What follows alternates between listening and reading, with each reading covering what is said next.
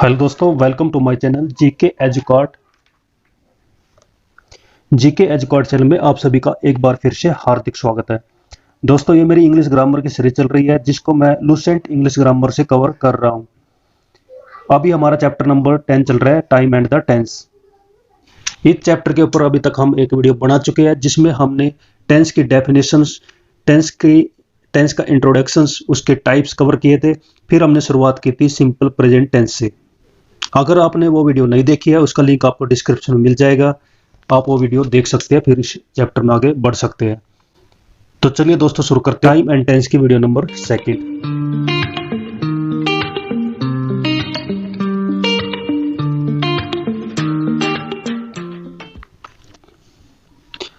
तो दोस्तों, हमने लास्ट वीडियो में पढ़ा था टेंस 3 टाइप्स के होते हैं, present tense, past tense and future tense. Present tense के 4 टाइप्स है, जिसमें फर्स्ट है प्रेजेंट इंडेफिनिट टेंस या फिर सिंपल प्रेजेंट टेंस। सेकंड है प्रेजेंट इम्परफेक्ट टेंस या फिर प्रेजेंट कंटिन्यूस टेंस या फिर प्रेजेंट प्रोग्रेसिव टेंस, जिसको हम आज के वीडियो में कवर करेंगे। थर्ड है प्रेजेंट परफेक्ट टेंस और फोर्थ है present perfect continuous tense. Simple present tense में हमने स्ट्रक्चर पढ़ा था, जिस सेंटेंस में सब्जेक्ट प्लस मेन वर्ब की फर्स्ट फॉर्म या फिर मेन वर्ब की फिफ्थ फॉर्म यूज होती है, उसके साथ ऑब्जेक्ट यूज होता है, वो सिंपल प्रेजेंट टेंस बन जाता है। अगर वर्ब की फॉर्म की बात करते हैं, वर्ब की फॉर्म 5 प्रकार से होती है। एग्जाम्पल लेके चलते हैं। गो क्या हुआ वर्ब की फर्स्ट फॉर्म, वेंट क्या हुआ वर्ब की सेकंड फॉर्म, और गोन क्या हुआ वर्ब की थर्ड फॉर्म। अब वर्ब की फोर्थ फॉर्म होती है वर्ब की फर्स्ट फॉर्म के साथ जब हम आईएनजी जोड़ देते हैं, यानी गो के साथ आईएनजी जोड़ेंगे तो क्या बन जाएगा, गोइंग। तो ये होगी वर्ब की फोर्थ फॉर्म। वर्ब की फिफ्थ फॉर्म, जब हम वर्ब की फर्स्ट फॉर्म के साथ एस या ई एस लगा देते हैं तो वो बन जाता है वर्ब की फिफ्थ फॉर्म। जैसे गो के साथ हम क्या लगाएंगे, ई एस, यानी गोज। तो गोज क्या हुआ, वर्ब की फिफ्थ फॉर्म। तो ये वर्ब की फॉर्म है। तो सिंपल प्रेजेंट टेंस में वर्ब की फर्स्ट फॉर्म यूज होगी या फिर वर्ब की फिफ्थ फॉर्म यूज होगी। अगर हम प्रेजेंट कंटिन्यूस टेंस के स्ट्रक्चर की बात करते हैं तो इसमें हम जोड़ेंगे subject plus is, am, are. इनमें से हम कोई एक यूज करेंगे, उसके साथ हम वर्ब की फोर्थ फॉर्म का यूज करेंगे। वर्ब की फोर्थ फॉर्म मैंने क्या बताई थी, वर्ब की फर्स्ट फॉर्म के साथ क्या जोड़ेंगे, आईएनजी। तो वो बन जाएगी वर्ब की फोर्थ फॉर्म। और फिर लास्ट में हम यूज करेंगे ऑब्जेक्ट का। तो आप प्रेजेंट कंटिन्यूस टेंस में इज, एम, आर के साथ क्या जोड़ेंगे, वर्ब की फर्स्ट फॉर्म प्लस आईएनजी, जो कि मेन वर्ब की फोर्थ फॉर्म होगी। तो प्रेजेंट कंटिन्यूस टेंस को हम कब यूज करते हैं, हम पहले बता चुके हैं। जब हम प्रेजेंट में किसी एक्शन को हो रहा है उसके रूप में यूज करते हैं तो वो होता है प्रेजेंट कंटिन्यूस टेंस। प्रेजेंट मतलब वर्तमान, कंटिन्यूस मतलब लगातार। तो इसके कुछ रूल्स हैं, जिसमें फर्स्ट आ जाता है प्रेजेंट कंटिन्यूस टेंस का हम यूज कहाँ पर करते हैं।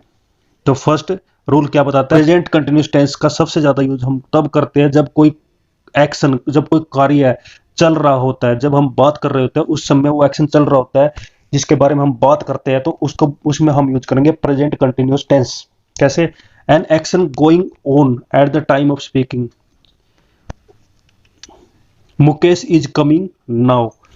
ये क्या हुआ, ये कंटिन्यूस एक्शन हुआ, इज कमिंग आ रहा है। तो इंग्लिश में इसकी क्या डेफिनेशन बनेगी, an action going on at the time of speaking. तो ये होगा प्रेजेंट कंटिन्यूस टेंस की डेफिनेशन। कुछ और एग्जांपल हम पढ़ते हैं। दे आर प्लेइंग, वो खेल रहे हैं। The girls are playing, kho kho, लड़कियां खो खो खेल रही है।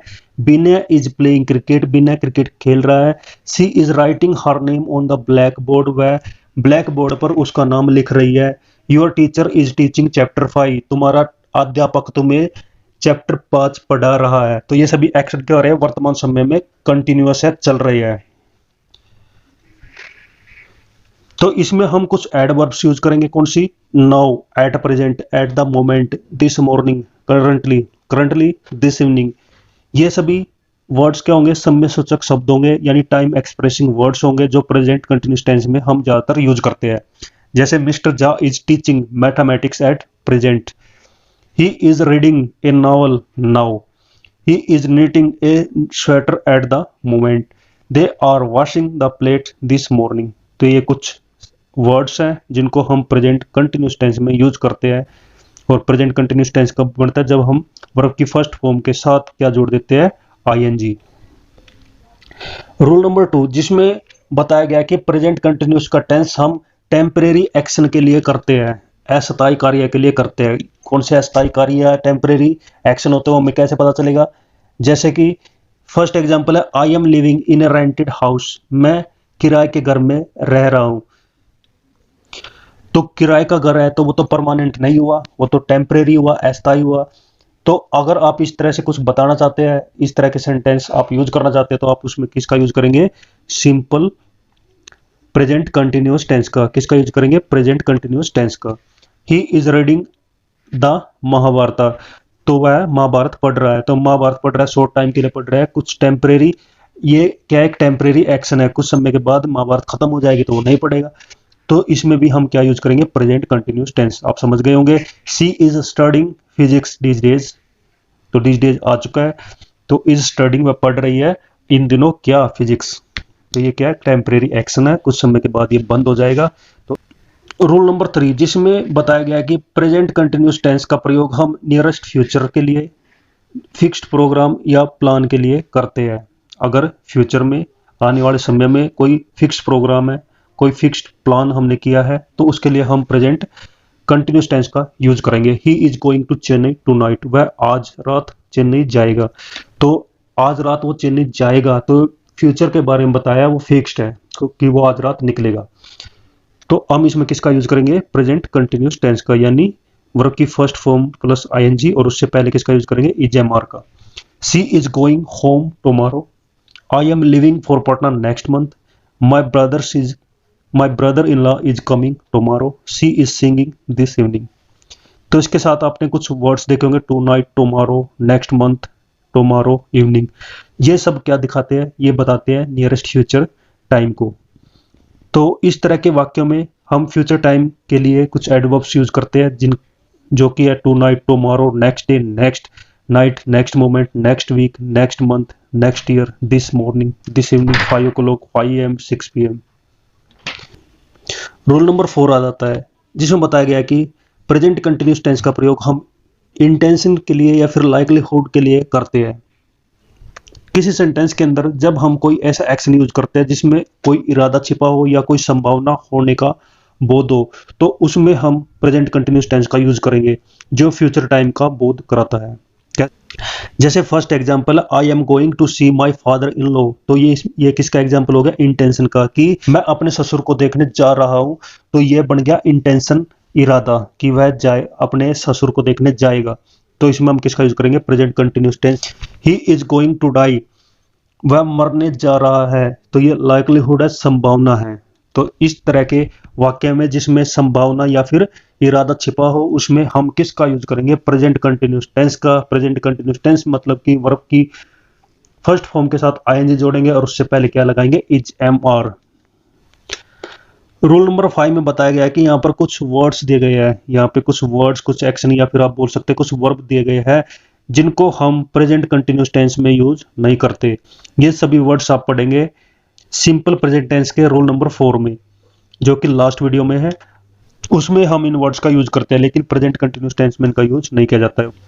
ये वर्ड्स कौन से हैं इनको एक बार रीड आउट कर लेते हैं। See, hear, smell, notice, recognise, taste, appear, seem, look, love, hate, abhor, despise, detest, like, dislike, hope, doubt, admit, accept, refuse, deny, prefer, regards, satisfy, want, wish, desire, intend, please, displease, means, suppose, think, imagine, presuppose, recall, recollect, remember, forget, believe, know, trust, own, possess, have, belong to, keep, consist of, contains, comprise, include, involve, equal, cost, deserve, depends, fit, own, lack, require, resemble, need, dare, sound। इस तरह के और भी बहुत सारे words हैं। इनको भी अगर आप 2-3 बार रिवाइज करेंगे तो कुछ ना कुछ आपके दिमाग में ये बैठ जाएंगे, जो आपके कंपटीशन एग्जाम में आपकी हेल्प कर सकते हैं। तो इन वर्ड्स को 2-3 बार पढ़िए, उसके बाद इनको याद रखिए। इनको आप यूज करेंगे सिंपल प्रेजेंट टेंस में, प्रेजेंट कंटिन्यूस टेंस में इनका यूज नहीं होगा। एग्जाम्पल के साथ यहाँ पर बताया गया है। She is knowing him very well, आपको पता नो का यूज हम प्रेजेंट कंटिन्यूस टेंस में यूज नहीं करते। क्यों? प्रेजेंट कंटिन्यूस टेंस कैसे हुआ है? क्योंकि इसमें आप देख सकते हैं इज प्लस वर्ब की फर्स्ट फॉर्म के साथ आईएनजी का यूज किया गया है। तो यहाँ पर हम नो का यूज नहीं करेंगे, हम सिंपल यूज करेंगे नोज, यानी वर्ब की फर्स्ट फॉर्म, या ये है वर्ब की फिफ्थ फॉर्म, एस और ई एस लगा है नो के साथ। तो she knows him very well, he is understanding wrong, he is understands. तो इस तरह से ये सब वर्ड्स पढ़िए और इनको याद करने की कोशिश करिए। आगे बढ़ते हैं, आगे दोस्तों चलते हैं। ऊपर जो हमने वर्ड्स पढ़े हैं, जो वर्ब या एक्शन पढ़े हैं, उनका कभी हम यूज करते हैं सिंपल प्रेजेंट टेंस में और कभी हम यूज कर लेते हैं प्रेजेंट कंटिन्यूस टेंस में। लेकिन हमने ऊपर पढ़ा था कि इनका हम यूज प्रेजेंट कंटिन्यूस टेंस में नहीं करते। लेकिन ऊपर जो जितने भी एक्शन है, जितने भी वर्ब है, उनके डिफरेंट डिफरेंट मीनिंग होते हैं। तो कुछ ऐसे मीनिंग होते हैं, कुछ ऐसे विशेष अर्थ होते हैं, इन एक्शन को प्रेजेंट कंटिन्यूस टेंस की तरह यूज करते हैं। तो इनमें से कुछ वर्ड्स यहाँ पर दिए गए हैं, उनको हम समझते हैं, उनको कब हम सिंपल प्रेजेंट टेंस में यूज करेंगे और कब हम उनको प्रेजेंट कंटिन्यूस टेंस में यूज करेंगे। तो ये एडवांस स्टेज आ जाती है, तो इसको भी पढ़ते हैं। तो शुरू करते हैं फील से। फील का जब अर्थ निकलता है महसूस करना, क्या अर्थ निकलता है? महसूस करना। तब हम इसको सिंपल प्रेजेंट टेंस में यूज करेंगे। जैसे now he feels that's why he didn't get 80% marks, कि वह अब महसूस करता है कि उसने 80% अंक प्राप्त क्यों नहीं किए। तो ये महसूस करने के अर्थ में है, इसलिए हम इसको सिंपल प्रेजेंट टेंस में यूज करेंगे। सेकंड है I feel that he will be a great man, मैं महसूस करता कि वह एक महान व्यक्ति बनेगा। तो जब महसूस करने के अर्थ में फील को हम यूज करते हैं, तब हम उसको सिंपल प्रेजेंट टेंस में यूज करेंगे। लेकिन वहीं पर अगर फील का मीनिंग निकलता है सोचना या फिर विचार करना, थिंक के रूप में इसका मीनिंग निकलता है, तब भी हम इसको सिंपल प्रेजेंट टेंस में ही यूज करेंगे। जैसे I feel you are right, मैं सोचता हूं कि तुम ठीक हो। तो यहाँ सोचने के अर्थ में फील का यूज हुआ है, तो हम यूज करेंगे इसको सिंपल प्रेजेंट टेंस में। तो महसूस करना और सोचना या फिर विचार करना, इसमें हम सिंपल टेंस में यूज करेंगे फील का। नेक्स्ट है, अगर फील के बाद कोई एडजेक्टिव्स का बोध होता है, जैसे angry, pleased, happy, sad, hot, cold, tense, relaxed, nervous, confident, इस तरह के एडजेक्टिव्स का बोध होता है फील के बाद, तो इसको हम मानते हैं इमोशन स्टेज या फिर फिजिकल और मेंटल कंडीशंस। यानी इसमें आ जाती है भावनाएं या किसी व्यक्ति की फिजिकल मेंटल कंडीशन आ जाती है, उसको इंडिकेट करती है। तब हम फील का दोनों तरह से यूज कर सकते हैं, सिंपल टेंस में भी और कंटिन्यूअस टेंस में भी। कैसे? हाउ डू यू फील, तुम कैसा महसूस करते हो। तो कैसा महसूस करते हो आप? हैप्पी महसूस करते हो या फिर सैड महसूस करते हो। तो ये एडजेक्टिव इनके साथ जुड़े होते हैं, जो कि यहाँ पर नहीं लिखे गए हैं, लेकिन ये इंडिकेट करते हैं इन एडजेक्टिव्स को। तो यहाँ पर हमने इसको यूज किया एज ए सिंपल टेंस। तो आई फील बेटर, तो ये एक हैप्पी की कंडीशन है। हाउ आर यू फीलिंग, तुम कैसा महसूस कर रहे हो। तो यहाँ पे फीलिंग कैसे यूज हुई है? कंटिन्यूस टेंस में। जब फील का मीनिंग निकलता है स्पर्श करना यानी टच करना, एग्जामिन करना यानी जांच करना, तब हम इसको कंटिन्यूस टेंस में यूज करते हैं। जैसे the doctor was feeling is pulse, doctor उसकी नसों की जांच कर रहा है। तो यहाँ पे जांच करने के अर्थ में फील का यूज हुआ है, तो हम इसको कंटिन्यूस टेंस में यूज करेंगे। जब हम फील का अर्थ निकालते स्पर्श करते हैं कि चीज का पता लगाने की कोशिश करना, try to find something by touching, इस मीनिंग में फील का यूज करते हैं, तब भी हम उसको कंटिन्यूस टेंस में यूज करेंगे। जैसे she was feeling for the electric switch in the dark, तो आप समझ गए होंगे यहाँ पे फील के 5 मीनिंग दिए गए हैं, उनमें से 3 है प्रेजेंट टेंस के लिए और 2 है कंटिन्यूस टेंस के लिए। सेकंड आ जाता है दोस्तों सी का अर्थ निकलता है देखने के अर्थ में, तब हम उसमें यूज करेंगे सिंपल प्रेजेंट टेंस। जैसे we see with our eyes या we see her singing in the bedroom, तो हम सी का यूज करेंगे सिंपल प्रेजेंट टेंस में। आर सिंगिंग या फिर एम सिंगिंग कंटिन्यूस टेंस में यूज नहीं होगा। लेकिन जब सी का मीनिंग निकलता है मिलने के अर्थ में, यानी मीट बाय अपॉइंटमेंट, मिलने के अर्थ में हम जब सी का यूज करते हैं तो वो हो जाता, तब हम यूज करेंगे कंटिन्यूस टेंस का। He is seeing me today, वह मुझसे आज मिल रहा है। His Elder brothers is seeing the governor tomorrow, उसका बड़ा भाई कल राज्यपाल से मिल रहा है। तो आप समझ गए होंगे सी के 2 मीनिंग निकलते हैं, देखने के अर्थ में और मिलने के अर्थ में। अगर देखने के अर्थ में आप वाक्य के अंदर यूज करते हैं तो सिंपल टेंस का यूज करेंगे, अगर मिलने के अर्थ में यूज करते हैं तो आप कंटिन्यूस टेंस का यूज करेंगे। नेक्स्ट आ जाता है हेयर, तो हेयर के भी 2 मीनिंग निकलते हैं, सुनने के अर्थ में और सुनवाई के अर्थ में। सुनना और सुनवाई दोनों में डिफरेंस है। जब सुनने के अर्थ में हेयर का यूज करते हैं तो आप सिंपल टेंस में यूज करेंगे, he hear she is living for Patna, am hearing continuous tense में यूज नहीं होगा। I hear music, I am hearing music continuous tense में यूज नहीं होगा। सुनवाई के अर्थ में यूज करते तो कंटिन्यूस टेंस का यूज करेंगे, जैसे द जज इज हियरिंग द केस, न्यायाधीश मुकदमे की सुनवाई कर रहा है। वैसे दोस्तों थिंक का है, थिंक का मीनिंग जब विचार रखने के अर्थ में है तब हम इसको सिंपल टेंस के रूप में यूज करेंगे, यानी I think he is right, he thinks he had done well in examination. तो थिंक का अर्थ जब विचार रखने के अर्थ में होता है तो हम उसमें सिंपल टेंस का यूज करेंगे, लेकिन जब थिंक का मीनिंग निकलता है संभावित चीज पर विचार करना, संभावित चीज पर, वो तो सिंपल विचार करना, लेकिन यह संभावित चीज पर विचार करना है, तो हम इसमें कंटिन्यूस टेंस का यूज करेंगे। She is thinking to go to her village, वह अपने गांव जाने की संभावना पर विचार कर रही है। नेक्स्ट दोस्तों आ जाता है अपेयर। अपेयर के भी दो मीनिंग आएंगे। जब अपेयर का मीनिंग निकलता है प्रतीत होना या मालूम पड़ना, तब हम इसमें यूज करेंगे सिंपल टेंस। तो the sum appears to be easy, it appears to him that I shall do this. लेकिन इज अपेयरिंग का यूज नहीं करेंगे जब हम अपेयर का मीनिंग निकालते हैं प्रतीत होने और मालूम पड़ने के अर्थ में। लेकिन जब अपेयर का मीनिंग निकालते हैं हम प्रकट होना या उपस्थित होना, अपेयर प्रकट हुआ, उपस्थित हुआ, to come before the public, तो तब हम कंटिन्यूस टेंस का यूज करेंगे, जैसे the moon is appearing in the sky, चांद आकाश में प्रकट हो रहा है। और अपियर का मीनिंग प्रकाशित होना भी होता है, तब हम उसको as a continuous tense use करेंगे। He is appearing his new book, वह अपनी नई पुस्तक प्रकाशित कर रहे हैं। He is appearing his new book, तो प्रकाशित होने के अर्थ में हम अपियर का यूज कंटिन्यूस टेंस में करेंगे। व्हेन, सेकंड है when is his new book appearing, तो आप समझे होंगे। आगे बढ़ते हैं दोस्तों। नेक्स्ट आ जाता है स्मेल। स्मेल का मीनिंग जब निकलता महकना, तो हम उसे सिंपल टेंस यूज करेंगे, जैसे the flower smells sweet, the flower is smelling sweet.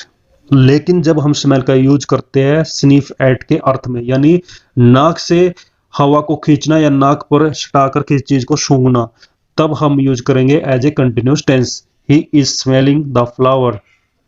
Next आ जाता है टेस्ट। टेस्ट का यूज करते हैं हम स्वाद देने के अर्थ में, स्वाद देना, तो हम उसे सिंपल टेंस यूज करेंगे, कंटिन्यूस टेंस में यूज नहीं करेंगे, जैसे the T test sweet, the coffee test bitter. लेकिन जब हम टेस्ट का यूज करते हैं स्वाद की जांच करने के अर्थ में, to test the flavour of, तब हम उसको यूज करेंगे continuous tense. He is tasting the milk pudding, वह दूध की खीर के स्वाद की जांच कर रहा है। नेक्स्ट आ जाता है एक्सपेक्ट। एक्सपेक्ट का जब हम मीनिंग निकालते हैं प्रतीक्षा करना, अवेट या फिर वेट फॉर, तब हम उसका यूज करेंगे as a continuous tense. She is expecting a baby September, he is expecting his love letter. Next है लुक का प्रयोग जब हम देखना या निगाह डालने के अर्थ में करते हैं, तो हम उसे सिंपल प्रेजेंट टेंस में यूज करते हैं, the girls looks beautiful.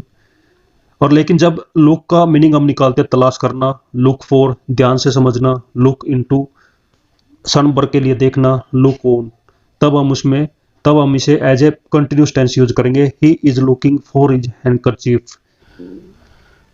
Next आ जाता है roll number 6। Present continuous tense को हम कंटिन्यू, इंक्रीज और डिक्रीज के अर्थ में करते हैं, यानी कि लगातार वृद्धि या ह्रास। जब किसी चीज में लगातार वृद्धि हो रही है या फिर नुकसान हो रहा है, तो उस सेंस में भी हम प्रेजेंट कंटिन्यूस टेंस का यूज कर सकते हैं। कैसे, जैसे एग्जांपल है हर हेल्थ इज ग्रेजुअली इंप्रूविंग, उसकी जो स्वास्थ्य है, उनका जो स्वास्थ्य है वो लगातार इंप्रूव हो रहा है, ठीक हो रहा है। The number of audience is increasing है। तो जब हम किसी चीज के बढ़ने या फिर घटने के अर्थ में किसी एक्शन का यूज करते हैं, तो उसमें हम प्रेजेंट कंटिन्यूस टेंस का यूज करेंगे। तो दोस्तों ये थी आज की वीडियो, जिसको हम यहीं पर खत्म करते हैं। आज की वीडियो में हमने प्रेजेंट कंटिन्यूस टेंस को समझा है, प्रेजेंट कंटिन्यूस टेंस के रूल्स पढ़े हैं, और नेक्स्ट वीडियो में हम शुरुआत करेंगे प्रेजेंट परफेक्ट टेंस की। तो आज की वीडियो आपको कैसी लगी? आज की वीडियो अगर आपकी समझ में आई है तो इस वीडियो को लाइक करें, शेयर करें, और जिसने मेरा चैनल जेके एजुकेट अभी तक सब्सक्राइब नहीं किया है वो इस चैनल को सब्सक्राइब करे। तो दोस्तों हंसते रहिए, मुस्कुराते रहिए, जी जान लगाकर पढ़ाई करिए। बेस्ट ऑफ लक सभी को। Thank you. जय हिंद, जय भारत, वंदे मातरम।